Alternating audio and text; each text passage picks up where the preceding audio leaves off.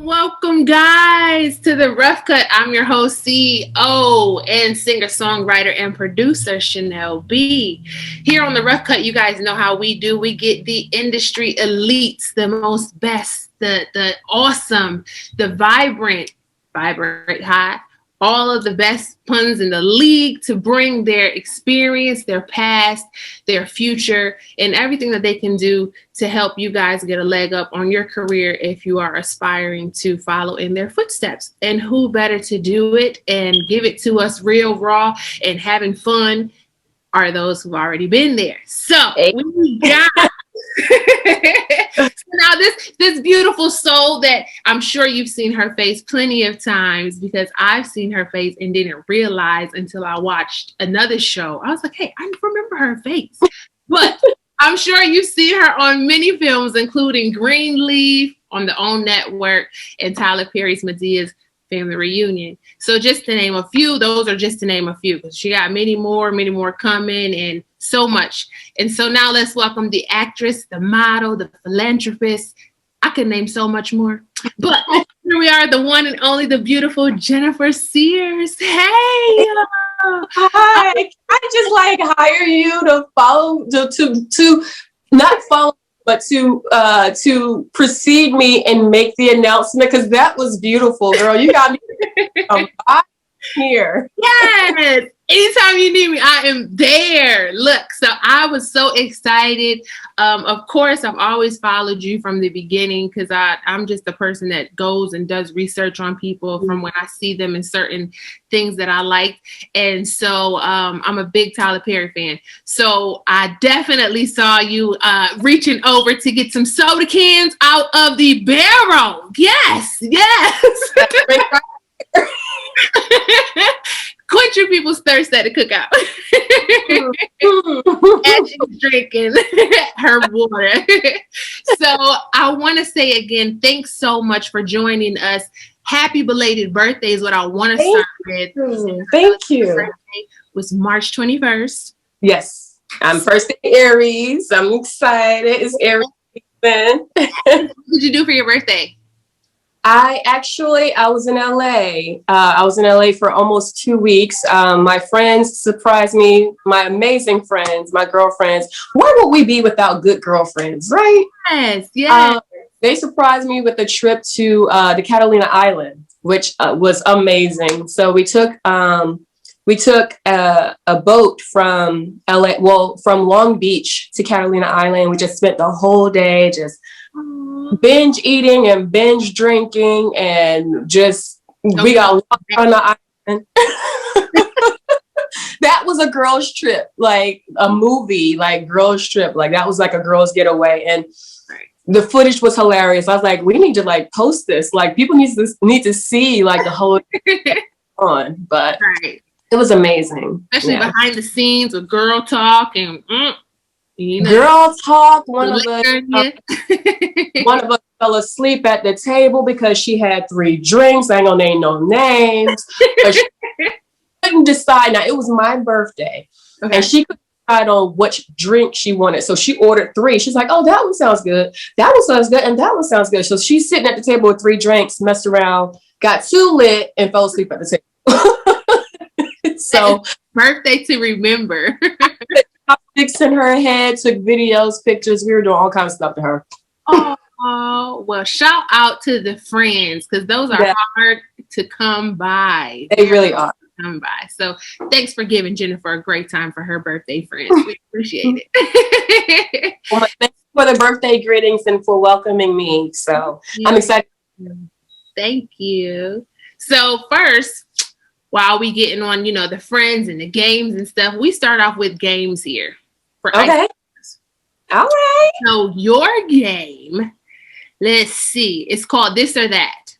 Okay. So I'm going to name 2 things, and you have to pick one and explain why you chose that one. Ooh, okay. So we're doing good on this Good Friday, guys. We're going to start off with a game. So here we go. Rain or snow? Rain. Why? I choose rain because rain makes me want to cozy up on the couch with a blanket and just binge Netflix or Hulu or whatever. So definitely rain. And that's good sleeping weather. It sure is. And we've been getting a lot of rain here in Atlanta. So fun fact, I sleep with a rain app on my phone just so I can hear the different soundtracks of rain. So the natural noise, right? Like the natural sleep, I think app or something it is. YouTube too. That too. Oh, that's amazing. Oh, so okay. So the next one is soul food or Chinese? Oh, soul food. Soul food, definitely. My mom, even though I spent the first half of my childhood in New Jersey, so I'm a Jersey girl. Like certain things that I say, you may be like, "Ooh, that's a hard R." So I grew up in New Jersey, but my mom is Southern. My roots are Southern. So I was raised eating like salmon patties and biscuits and syrup, and no one in Jersey knew what grits were until we introduced them. But so definitely soul food all the way. Good. That grits, all of that. What is that? You eat Spam or treat meat? Do you go as far as that? You gotta fry it. So the edges are crispy. Put some mustard on it with some white bread, not wheat. With respect, Spam with wheat bread, white bread. But yeah, soul food. You need something that's gonna stick to them bones. Put some curvature on them on this. We got to do breakfast one morning because look, girl, they be like, you eat that? I be like, yeah, I eat that. I still make a bologna sandwich every now and then. Absolutely. Bologna with the red ring around it. Yep. You can't disrespect it with like, you can't, no, that's bougie. If you're going to eat, like go for, you got That's amazing. So I know you said that you grew up from Jersey. And so like I know we all start somewhere. So where was the start? What makes Jennifer Sears? Ooh, I'm a complex individual. So I did start, I was born in Douglas, Georgia. Okay. And I was 2 weeks old. I wasn't even old enough to be traveling child, but my mama put me on an Amtrak train to Paterson, New Jersey. My aunt and everybody still live up there. My cousins, hey family, back in Paterson. Paterson is where Lean on Me was filmed. East Side High, that's Paterson. So I got my urban street edge from Paterson. Once my mom realized we were a little too street, she was like, okay, you guys need some Southern hospitality. Right. And even though we did spend our summers in the South, which is what I realized my friends did. A lot of people, when I talk to people who are from the North, they go and spend their summers with their Southern relatives. Right. And so that's where I learned. I spent my summers with my grandfather in Chester, Georgia. And Chester is Mayberry. I love Chester. That's where my grandfather's home church. That's where our family cemetery plot is. Right. But it's every bit of Mayberry. I learned how to shell peas. I learned how to shuck corn. I learned how to pack sausage with the sausage casing with the meat grinder. Okay. He had me with everything, and it taught me work ethic. So my summers, I spent my summers basically earning my keep, earning my money. My grandfather gave us money. My grandfather, even though he was a sharecropper, never learned how to read or write, he was really, really good with money. He was a widower. So my grandma died when my mom was young. So my grandfather raised all 9 of his kids by himself as a sharecropper. And he raised his children knowing good work ethic. Right. So my mom saw that was a great opportunity for us to leave Jersey, the hard edge, concrete juggle of the city life, to come to the South to learn etiquette. Yes, sir, yes, sir, or yes, sir, no, sir, yes, ma'am, no, ma'am, and how to produce something with our hands. And so my grandfather would pay us money, and he would give us like $5 a piece, and we would go to like the general store where you can buy any candy, cookies. You know how much sugar you can get with $5. I know. And then the candy only a penny. Oh my gosh. Right, only a penny. Fruity Tootsie Rolls and the Chico stick. Yes, sugar daddies and crybabies. Yeah, and that now just explains why I had silver caps in my mouth in every picture when I was little. But my teeth, girl. But yeah, so then once my mom saw that was starting to shape and mold us, she was like, okay, well, this would be a good opportunity for us to move. And we're like, no, we want to go back to Jersey because that's where all our family and friends were. Mm-hmm. And what was the deciding factor for her was when we unfortunately ended up getting robbed. But they chose a time where no one was home, which makes us kind of feel like it was either a close relative or somebody who knows our routine, our pattern. And so because they wiped us out, they basically took everything that was of value. My mom was like, okay, this would be a great time for us to have a fresh start. We moved from Patterson, New Jersey to Dublin, Georgia. Now that's a step up from Chester, but it's still country. And I love Dublin. Everybody in Dublin know that I love them. Right. You hear like a little bit of my Southern drawl coming out here, but right. So I spent the later half of my childhood growing up in Dublin, Georgia, which was culture shock for me because I remember our first night spending in Dublin, we would hear, it was just quiet, too quiet. Like we heard like the crickets chirping. We heard just night sounds that we normally don't hear in the city. Like country night sounds frightened us because we were like, what was that? What was that? In the city, we're used to subway trains, in the overpass, we're used to gunshots. We're used to, arguments and at night, glass breaking on the asphalt. So those were the sounds that we had to get used to. But with all of the change, it taught me how to be a chameleon, which later on I would discover would help me in my acting career, which I didn't even know that I had budding inside me. But it was really interesting because I really had to learn how to adapt and learn to mesh with different groups of people. Yes. In New Jersey, I had, Hasidic Jewish friends. I had Dominican friends. I had friends of all different ethnic groups. But whenever I came to Dublin, Georgia, it was just black and white. Mm-hmm. And even though we had other groups represented, those were the dominant groups. And it was so different for me because not only were those the two dominant groups, but they clashed where one group overpowered the other in a sense that, and it's still like that to this day. And that's something that I go back home whenever I can, because I'm always filming or doing something else, to go home and reinstill in our youth, our Black youth, that don't let anyone dominate you. Don't let anyone decide the trajectory of your life because of who you are, what you look like, where you come from, what socioeconomic class you belong to, which is temporary. The only thing that's not temporary is our race, and that's something to take pride in. Right. But with that, I was raised in a very culturally aware environment. My mom had us watching Roots. She taught us who Kwame Nkrumah was. We were little Garveyites. We believed in the barter system. So within our own neighborhood, we would trade goods and services. Right. So that's the environment that I grew up in. And to move to Dublin, Georgia, it was almost like I was going back in time a little bit in the mentality of a lot of people. But it wasn't until I was voted the sophomore representative for my class, but for the Black students. So I was on a segregated homecoming court. And yes, girl. Wow. So People magazine actually published an op-ed that I wrote about, this was last year in 2020, when racism wasn't just discovered in 2020.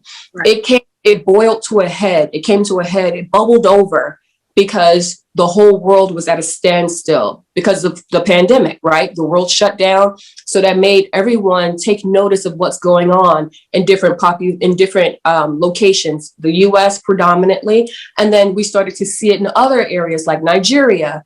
Started to see, with SARS, the police brutality in Nigeria. We saw it in across the pond in England, in Great Britain, rather.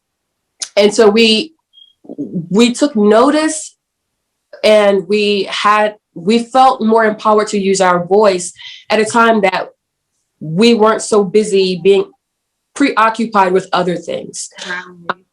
So I wrote an op-ed about me being voted sophomore representative in a segregated homecoming class.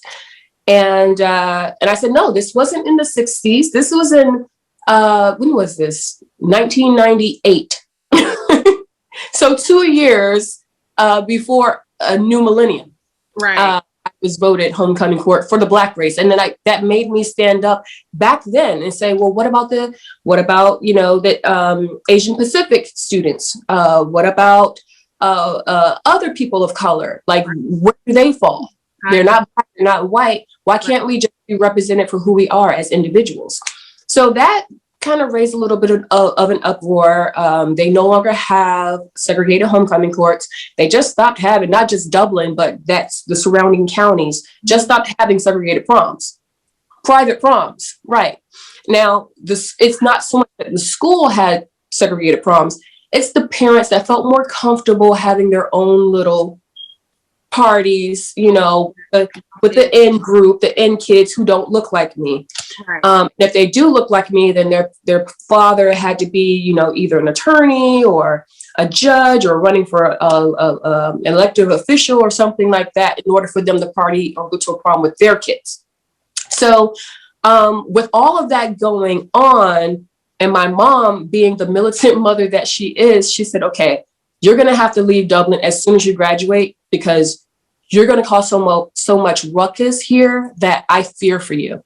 So once I graduated Dublin, I moved to Atlanta, and that was 2001. I graduated in 2000. I did a year at Middle Georgia College there in Dublin, and then I moved to Atlanta, and I was just like, I'm out. I can't do this stifled living anymore, to where people are making decisions as to how far I can go. Career-wise. So if I want to do something and make changes, I have to make the change from the outside and then come back and do part with the younger community, the younger population, so that they can grow up in a more empowered, self-aware mentality and atmosphere. But I can't do it from here because there's too many powers that be that are making decisions as to how far you can go if you play the game, and I'm not playing nobody's game, honey. So right.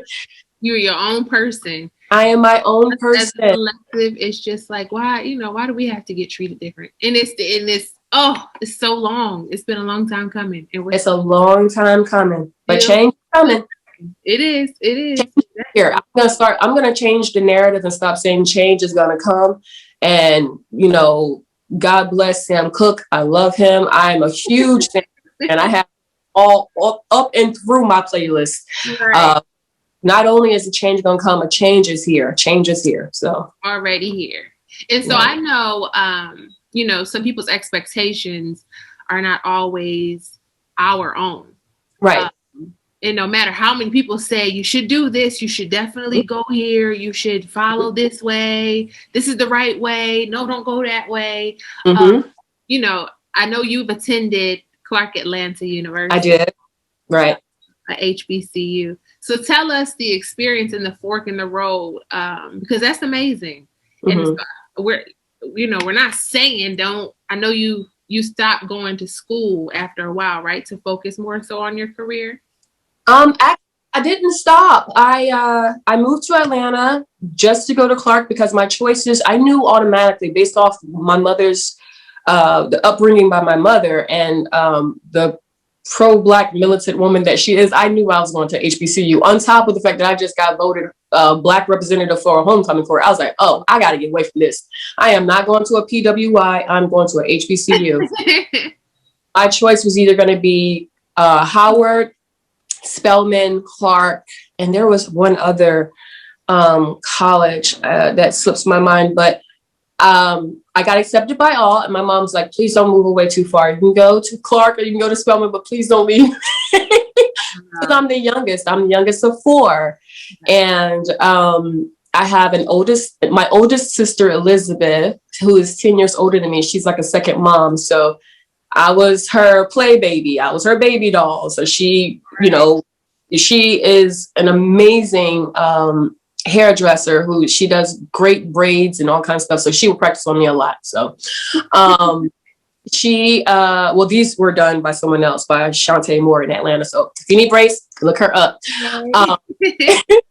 But I'm sorry, not Shantae Moore. I'm thinking about music. Cassandra Moore. Okay.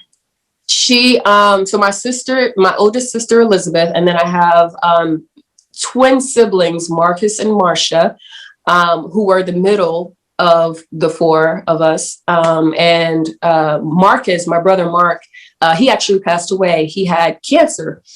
So he had, this is him right here. I got him on my arm. Let me see if I can stand up and show.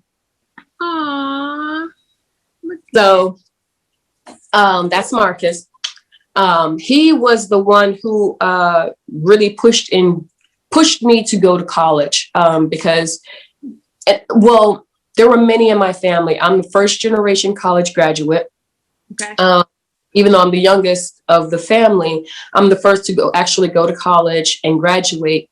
My grandfather, like I said, was a sharecropper, never learned how to read or write, but education was so important to him that he basically funded all my books all throughout college. This man never was broke, never missed a meal. And I remember one weekend I came home and I was struggling as to how to tell my mom that I may have to drop a class because I can't afford one of my books. And political science, I was a pre-law major. Okay. And one of my books was, over 200, I want to say 215. And I was embarrassed to tell her that I have to drop, because I was, working at the Clark Atlanta bookstore. I was waitressing, but I just couldn't make the ends meet. And so a lot of us get like that sometimes. Right. And Clark is a private school, and private schools are expensive. Yeah. So my grandfather was home that weekend. Well, he visited my mom that weekend, and he said, he asked me how school coming along. And I told him it was great. I said, well, other than expensive, I can't afford one of my books. I may have to drop one of my classes or sit out a semester. And he said, well, how much is your book? And I was embarrassed to tell him because, my grandfather was born in 1915. He's probably thinking books are $20, And I was embarrassed to tell him the price was over $200. And without blinking, he reached in his little overall pocket, and in his overall, he either kept money or Prince Albert in the can, because he used to roll his own cigarettes. So he goes in his overall pocket. He counts out over 200, and he hands it to me. And I said, "No, Granddad, this is too much money." He goes, "I know how to count." Okay. He said, "If you can't afford it for your right, don't disrespect your elders. Don't talk back." But I wanted to let him know I wasn't trying to take advantage of him, of his kindness. And he said, if you can't afford to pay for your book, you can't afford to live. He's like, so this is extra money for you to feed yourself, to do whatever you need. So with him and my Aunt Betty, oh my gosh, my Aunt Betty's hilarious. She is like, you got to meet her. You got to meet her. When she comes down from Jersey, she's hilarious. She's in her mid-70s, and she goes to the club and she dances every weekend. And she's just so funny. But between her and my grandfather, they kept me in school. She made sure that there was a gap between my tuition, what my scholarships and my grants covered, she made up for it. She didn't care how many thousands of dollars, because with me being the first generation college graduate, they took pride in me, great pride in me. So when it came to me being in the fork of the road of, okay, I'm studying political science pre-law, but I'm not really I'm not passionate about it. This doesn't make me wake up and say, oh, I can't wait to practice law today. And right. So I remember my mom always telling us when we were little, dream as big as you can. And when your dreams are bigger, are scary to you, when they're so big, they're scary to you, go do that. And so that's something. I love my mom. Oh, today's her birthday. Mom, look. I heard it. I just remembered. I was like, oh, yeah, it's her birthday. I talked to her already. I'm a great daughter. I promise. Oh, okay. I was about to say, did we call her today? But my mother, my Aunt Betty, my grandfather, and my brother, and along with other family members, of course, my two sisters, Marcia and Elizabeth, they all were pushing me to be the family representative, to go forward and break this generational curse. Right. And say, not only are you going to graduate before having a child, you're going to go on and go to college. You're going to make something of yourself. You're going to have a profession, have a career, not just a job, but have a career. Right. And that was pushing me to, because everybody's like, oh, you'll be a great lawyer. You have the gift of the gab. You'll be a great lawyer. I wasn't thinking, well, actors talk too. But I was thinking that acting, the actor's profession is too outlandish. How do you start? Where do you go? What's the path that you have to take? Right. There's no play-by-play outline that someone hands you and say, this is how you break into the industry. So I was like, okay, that's a pie in the sky dream. I'm going to do something that's practical, something that's realistic, and something that's going to make my family very proud of me. Right. And so I did go on. I studied all 4 years, and I got my BA in political science. Okay. And just before I was about to embark on law school, I got this opportunity to come out to an open casting call. Okay. And at that time, I had no acting experience. I didn't have an agent. I didn't have a manager. I didn't even have a resume or a headshot. Like, I literally was looking at this like, okay, if I'm going to do something fun and something passionate where I get to just play, because law in the legal field, there's no time to play. That's right. Not play. It's all work. Is very, it's tedious, black and white, and, all these guidance documents that you have to read. And I'm like, okay, this is a time for me to like really, get out of my head, get into my body and play. This is playtime. So I went to the open casting call, nothing in my hand, nothing in my head, just showing up. And right, just carefree, like, and all the girls, I walked into and it was a friend, a friend of a friend. She wasn't even my friend. This is how great God is. God interceded in a way on this Good Friday. Look, we're about to have church. Amen. Interceded in a way to where I put it out there to him. I want to do something where I'm passionate. I want to use my gifts and talents, because as a child, being the youngest of 4, I spent a lot of time in make-believe. I was too young to play with my other siblings. My Marcus and Marcia, they're twins. So they were automatic built-in best friends. Right. My oldest sister, she's 10 years older than me. So she was already like, I was 8, she was 18. So she was just like, I'm not playing with you. You little, go somewhere and play. Like, stay out of my hair. She was on the phone. She was just doing what teenagers do. Right. So my other siblings, Mark and Marcia, they were like, no, you can't play with us. You're too little. So what I would do was I would go off and I would play with my toys. I would set up my my mom could tell you this. She caught me. She's like, she used to stand in the doorway and just watch me. I would either play church, where these were my congregants. I would play teacher, and they were my students. All my toys were my students.